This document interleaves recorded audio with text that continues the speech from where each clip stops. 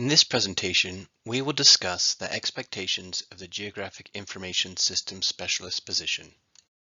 However, before we get into GISS expectations, let's review the expectations for the supervisor of the GISS, the Situation Unit Leader, because understanding the role and expectations of your boss on the incident helps define and clarify yours.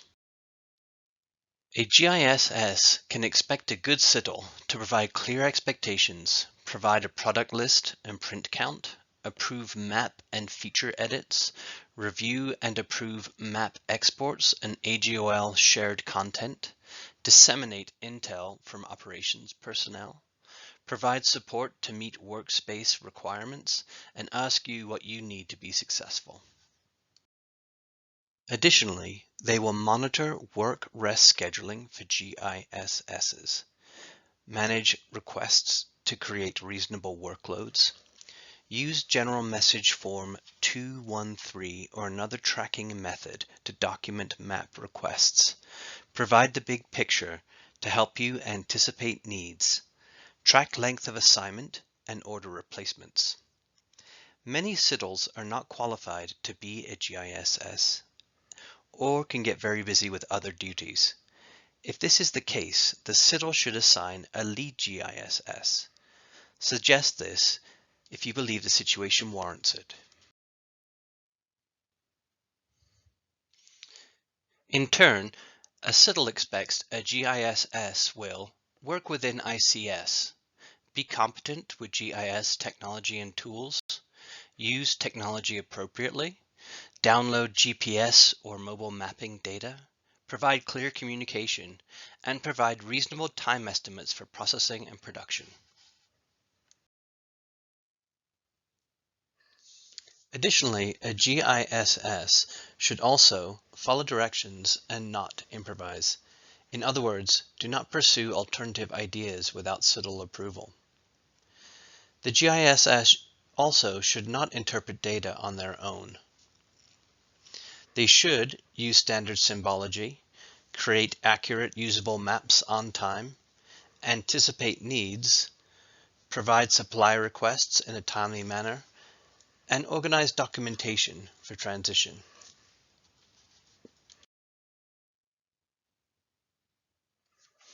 Furthermore, a GISS must provide the most current spatial information to incident personnel. Map making is the GISS's primary work responsibility. Maps are produced for each operational period, also called a shift. There will either be 1 or 2 operational periods per 24 hours. Additionally, the GISS should automate the revision and production of digital maps and displays. They should gather and process digital data from incident personnel. Incident data will be created on screen by digitizing or collected in the field with a GPS or mobile data collection device. The incident database is created by combining the information from multiple sources. Lastly, the GISS should conduct GIS analysis when requested. Calculating acres or line perimeter length are both typical analysis requirements. Additional analyses may be required as well, especially as the incident management team transitions or closes out.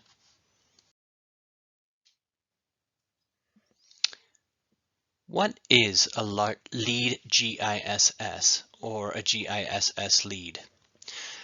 Large busy incidents often have more than one GISS assigned, so a crew boss is necessary. A GISS lead is not an official ICS position.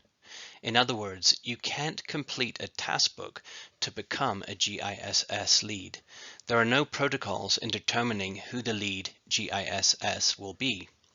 The SITL has full discretion in making the determination. Experience does not necessarily dictate the position. The decision may be made based on individual knowledge or experience or a combination of both. It may be simply because an individual has worked with that team before. The lead GISS should delegate the workload, ensure completion of products, and manage for efficiencies. The GISS should also recognize various skill sets and assign tasks appropriately.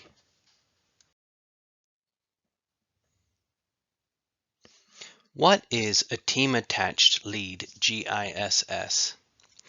Incident management teams often roster a qualified GISS.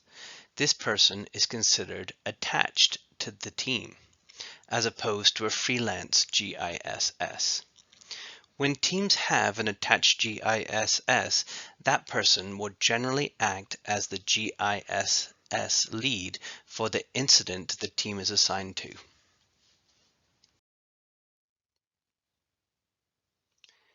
Lead GISS duties vary from team to team and from incident to incident, but overall, the lead interfaces between the situation unit leader, fire observers, infrared interpreters, and other incident management staff.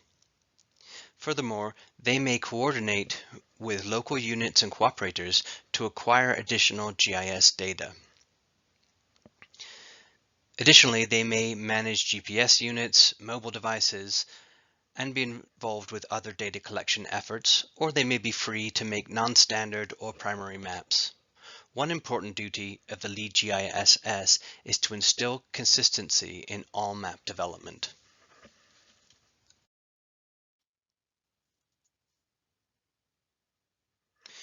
Your first assignment to an incident will be as a GISS trainee. To become a fully qualified GISS, you must have your task book signed off by a qualified GISS. If GISS trainees are assigned to the incident, the lead GISS will act as the trainer or assign that duty to another qualified GISS. The designated trainer will be available to answer trainee questions and provide support as necessary. At the end of the assignment, the trainer will provide feedback to the trainees on their performance and may sign off particular taskbook items.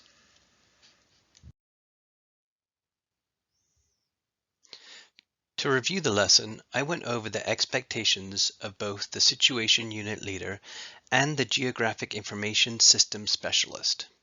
Additionally, I described the roles of the GISS trainee, the qualified GISS, the lead GISS, and the team-attached GISS.